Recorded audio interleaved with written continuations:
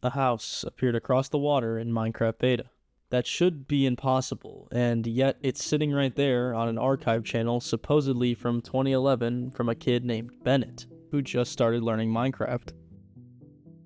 The channel description reads this: "This channel is where I'm uploading recordings from my first Minecraft world. I started playing recently and figured it might be fun to document everything as I learn the game. All videos are uploaded in the order they were recorded. The titles match the original capture times. Version, Minecraft Beta 1.7.3. The footage starts out with that classic Bandicam 2011 compression. It's grainy, it's washed out, and it's really hard to make out at times, but it starts pretty normally. Bennett is clearly new, he moves carefully, figures things out, but eventually builds a small house. He mentions that his mom bought him a Minecraft manual, and you can tell he's been using it too, as the recipes are the least confusing thing for him. As night falls, mobs start spawning, and he spots a zombie at the window, panics for a second, but deals with it from inside. Then, he notices another figure outside, so he goes out to fight it. Then, everything goes wrong. The moment Bennett attacks,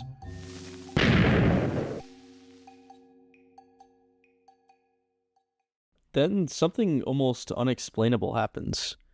Bennett seems to be noticing something to his right, but we can't really make it out. The footage here is just too dark, muddy, and compressed, but he keeps looking like something is definitely there.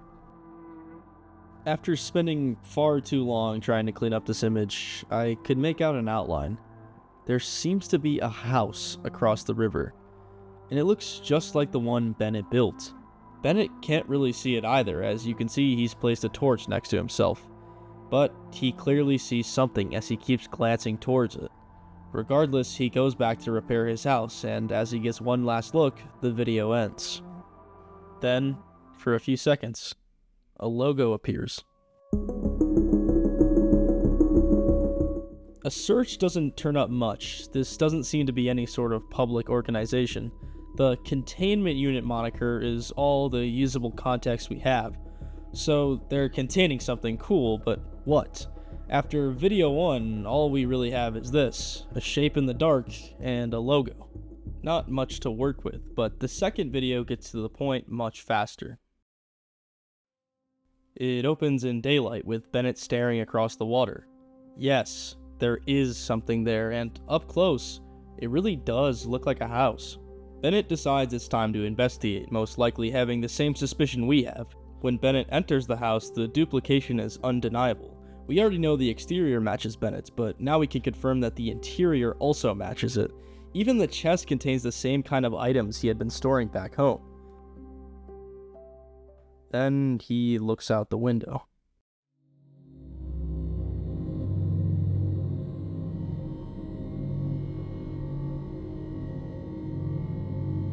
He steps out to get a better look, and above the awning, there is a sign.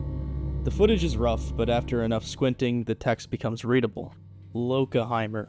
Not sure what that means, but you may have noticed that the fog has thickened too. It's extremely dense, almost like a wall around the house and the forest beyond it. But then Bennett notices it. The path. It starts right of the duplicate house and leads into the forest. At the entrance, there are two signs that are hard to read, but can eventually be worked out with enough squinting. Walk if you desire answers. Turn back if you desire peace. Bennett handles this exactly how any sane person would. Nope. This is creepy and weird. Bennett is probably unaware that this isn't normal to Minecraft, but that doesn't matter. It creeps him out anyway, so he leaves.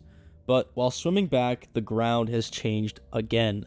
The duplicate house now sits on what looks like a raised cube of grass, and the rows of trees stretch much farther than we first saw. Bennett gets home and ends the recording almost immediately. Then that logo appears again. So whoever Kronos is, they're still cataloging this. If that's true, then the obvious question is this: what exactly do they think they're cataloging? We don't get much time to sit with that because the third recording gets even stranger.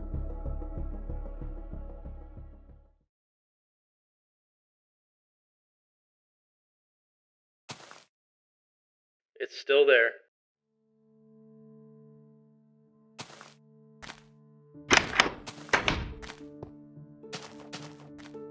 Clearly some time has passed, but the trees in the house are still there.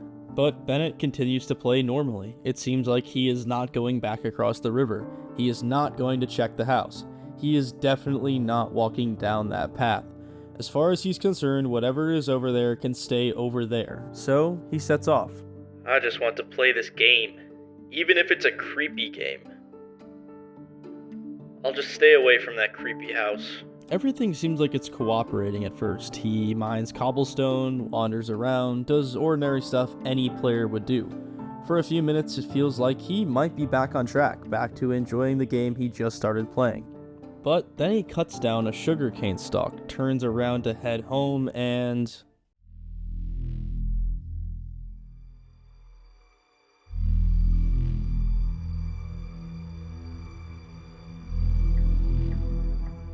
the forest from across the water is following Bennett. But why is it following Bennett?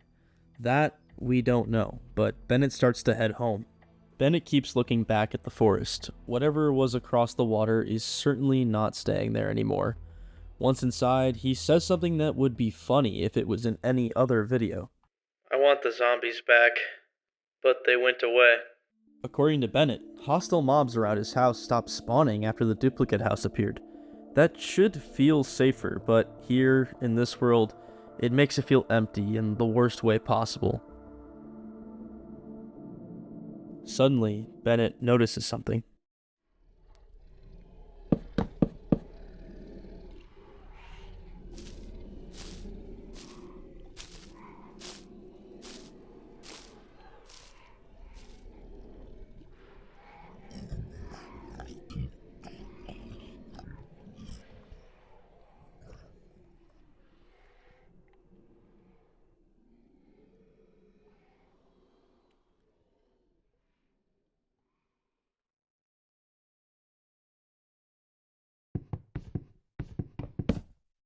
But when he opens the box, morning has come and whatever made the sound is completely gone. But what's Bennett's response? Fortification. Bennett reinforces the roof with cobblestone and builds a staircase so he can climb up and see farther out. Then he heads another direction, away from the river. His logic checks out. Maybe if it's just that specific part of the world acting weird, he can go somewhere else and it'll stop. But that assumption is halted quickly. Shapes start to form through the fog. At first they look like towers, then pillars, but no. Once again, they're trees.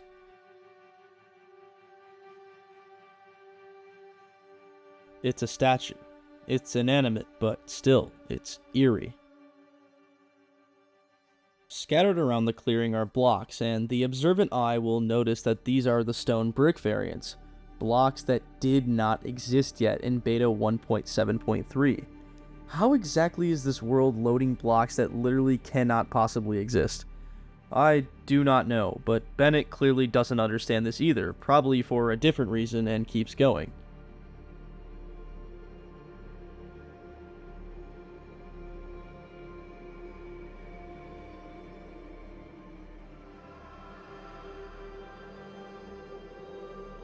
This phrase that Bennett comes across is not English, but it roughly means thought or mind.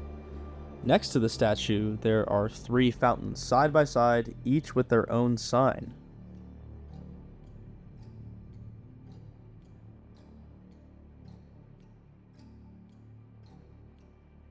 Once again, hard to make out, but luckily you have me. Ooh, roar. You urged him to go faster down the hill.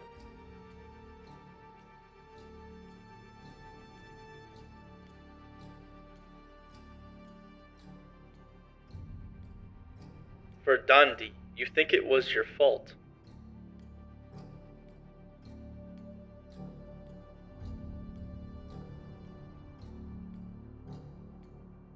Skuld, you walk the path. You understand where fault lies. These signs feel personal. Before, Bennett was just finding cryptic structures, but now the world is accusing him of something he never mentioned. His reaction says a lot. He's not scared, just irritated, like he understands what's happening. After cursing the game out, he ends the recording. But that's not all.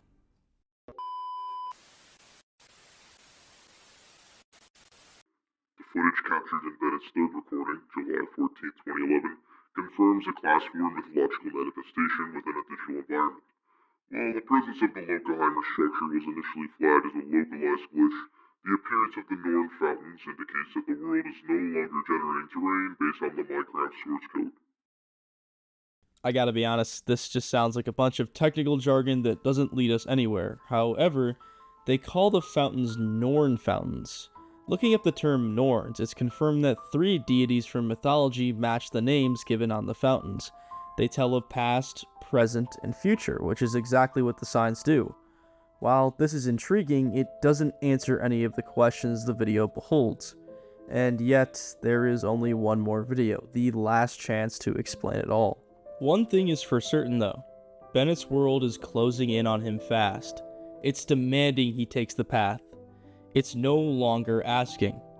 But the real question is, was it ever really asking in the first place, or was it just forcing him to take it all along? The illusion of choice.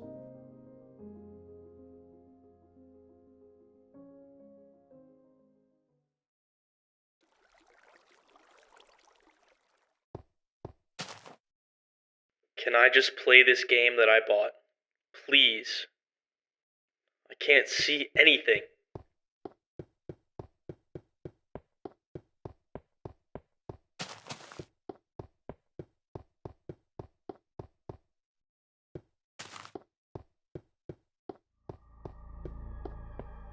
The trees are here again, far more, and the giant ones from the clearing have spread as well.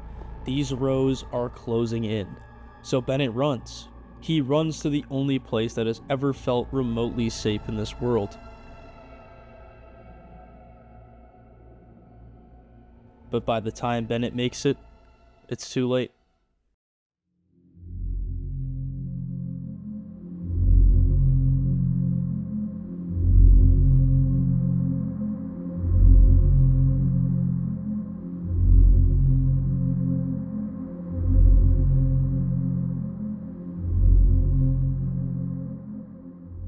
The water is gone, replaced by a stone path leading him to only one place.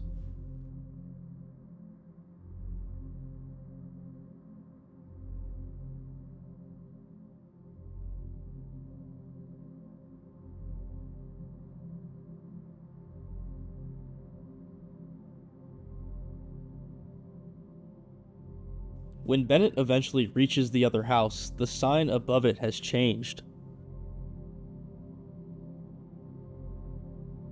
The house itself has changed too. It now reflects the modifications Bennett made to his own house in the previous video. But there's no time to react.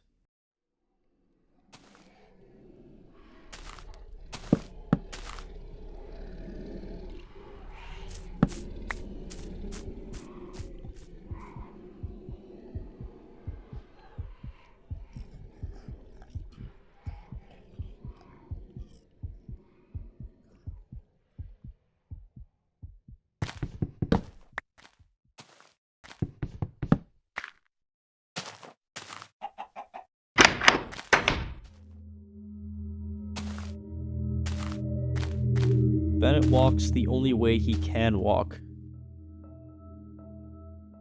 Perfect. You chose the path. Let's relive a painful memory. It will hurt very bad, but it's necessary.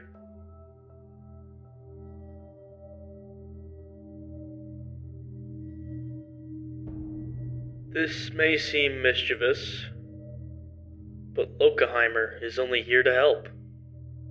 To confront an ugly truth. And now that you and I share this domain together, Bennett, it's time you face the truth for killing somebody. As I have once had to do. The branch was your mistletoe. I understand.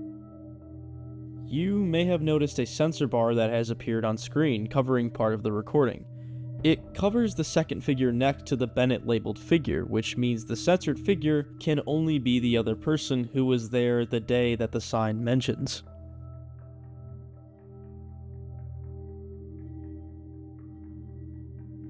After a short distance, something else appears along the path. 2 bicycles, and not Minecraft recreations either. These are full models that do not exist anywhere in the game in any version.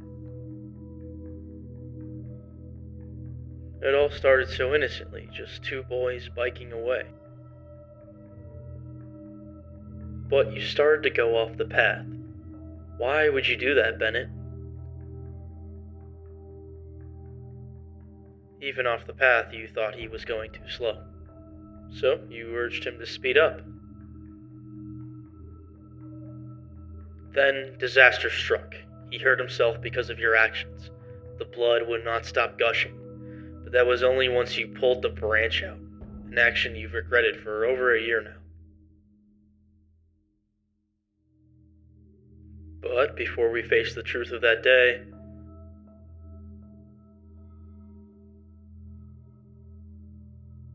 let's revisit some painful memories.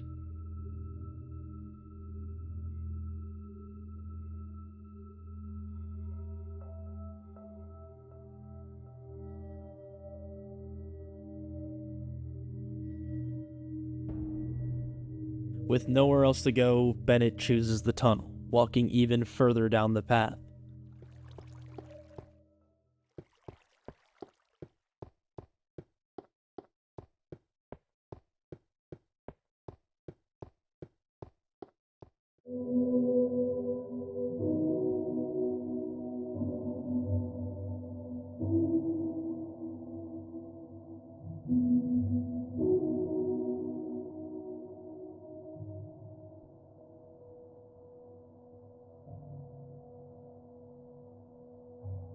You two used to come here all the time. Times were good. The friendship was pure. But he started stepping on your toes. He pushed too far. He took advantage of your quietness. He wouldn't stop talking to her, even though he knew. He knew you liked her. You had told him many times before. He was arrogant, an idiot, a moron. Deserving to die? Maybe. What?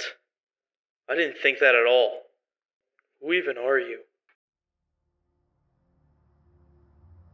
As Bennett explores the area, he comes to a shocking realization. This is Woodchuck Mall, though.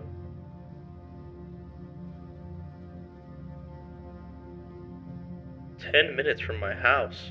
Even after this insane revelation, somehow Bennett keeps moving down the path. Resentment started to build. When Bennett looks right for a split second, there is a message. When you make out that said message, the text doesn't seem to mean anything. Running it through cipher decoders doesn't help, and it doesn't match any drive link either.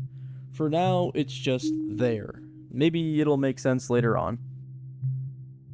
Regardless of that, Bennett keeps seeing mocking signs, but this isn't enough to stop him. There is no truth. That wasn't my fault. How does this freaky game even know what happened?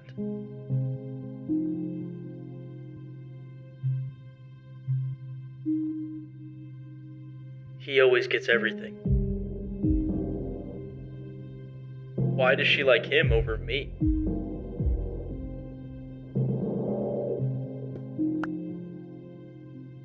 Sure, I had bad thoughts, but I didn't want him to go away.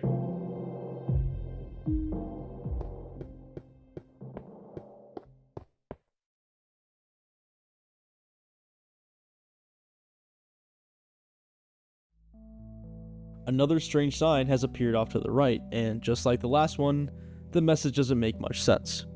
I tried running it through the cipher decoder, and there was nothing. Even putting it at the back end of a Google Drive link produces nothing once again. So maybe the problem isn't the sign itself. Maybe the problem is that we're looking at these 2 signs as 2 separate things rather than something that needs to be combined. So the next step was fairly obvious: combine them. First, I tried running both strings together through the same cipher decoders. Still nothing. But there's another possibility: the Google Drive. The result was nothing. Both ways, no drive. But that still doesn't feel right. Because sometimes these links don't lead to a folder. Sometimes they lead to a single file. But a direct drive link looks different than something like this. Instead of the normal structure a drive usually follows, it follows this format. So the next step was simple. Take the combined code from the signs and place it where the file ID would normally go. One of the combinations didn't work, but the second one did, and it opens an audio file.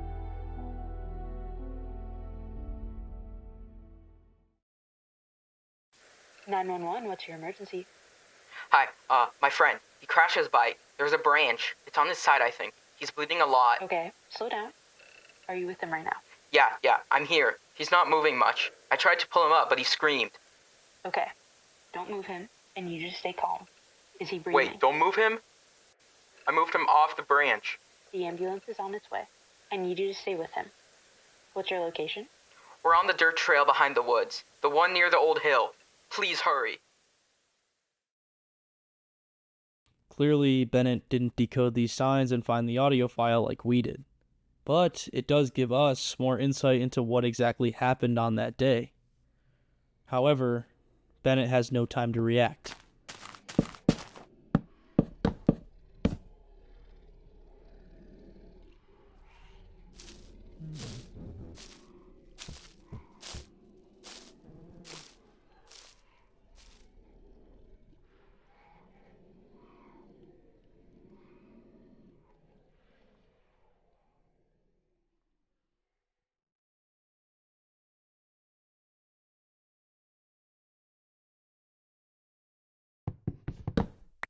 There's nothing. Once again, the noises have come and gone with no trace.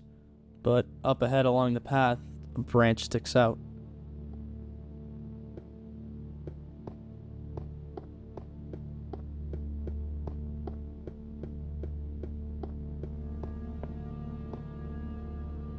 You wanted it, you thought it, then it happened. Oh well.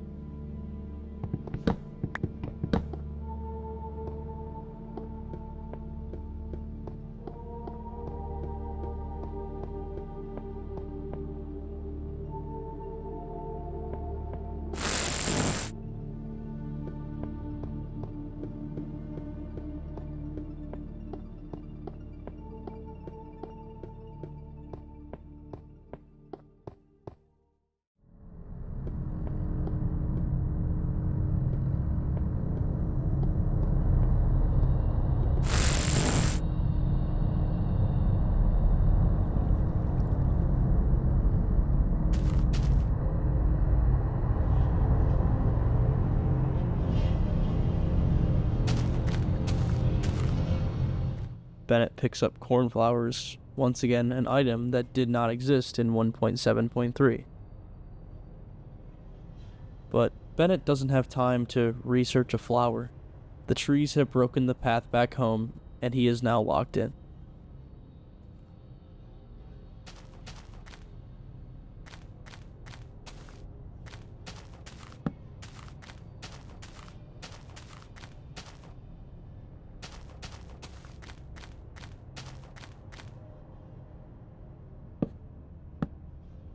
You wished for it, you led him here, you finished the path. Keep walking further, keep understanding the truth. You're a monster, like me. We can be monsters together.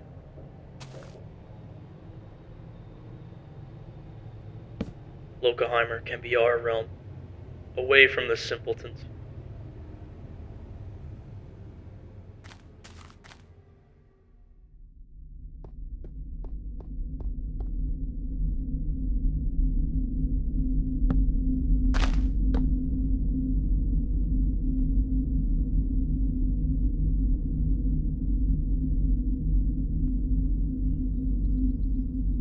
No, what happened that day wasn't my fault. Not at all. You need to just leave me alone. I'm uninstalling this.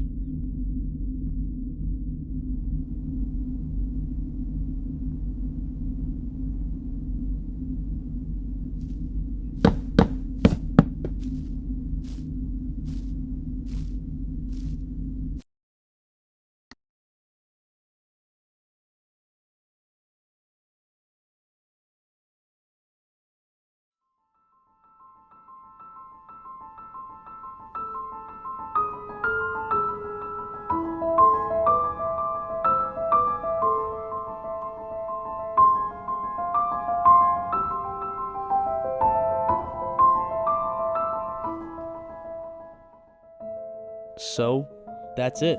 In a rare, defiant moment for one of these protagonists, Bennett does the unthinkable. He quits Minecraft, uninstalls the game, and decides he's had enough. Kronos calls Lockheimer a mythological entity. I do agree with that sentiment, but I want to push it a little bit deeper. I see an all too familiar pattern within Lockheimer, and maybe you do too, so let me lay it out. At first, it gives Bennett distance, a path off to the side, a warning, something he can choose to approach or ignore. Then, the moment he refuses it, that choice starts disappearing. The trees don't stay where they first appeared. They keep closing in and caging him in until every direction bends back toward one place, the path. Once Bennett has to take the path, the stage is set. It finds the deepest wound in Bennett's life and keeps pressing on it, forcing the same cruel reading of the past again and again until he is no longer exploring his world anymore. He's trapped inside an accusation. That is why I personally read Lockheimer as a representation of guilt. And the final act is what seals that for me. By shutting the game down before it can finish speaking for him, Bennett denies guilt the one thing it always wants: the last word. But regardless, a house appeared across the water in Minecraft Beta 15 years ago. Something put it there. Something carved that path, built that world around Bennett, and spoke to him like it knew him. Maybe Bennett got away, but I do not believe that was the end of it. Lockheimer simply lost its hold on him. It is still out there, waiting for someone else to find it. And as for Kronos, I do not think this is the last time we are going to see their name either. If you ask me, this is all far from over.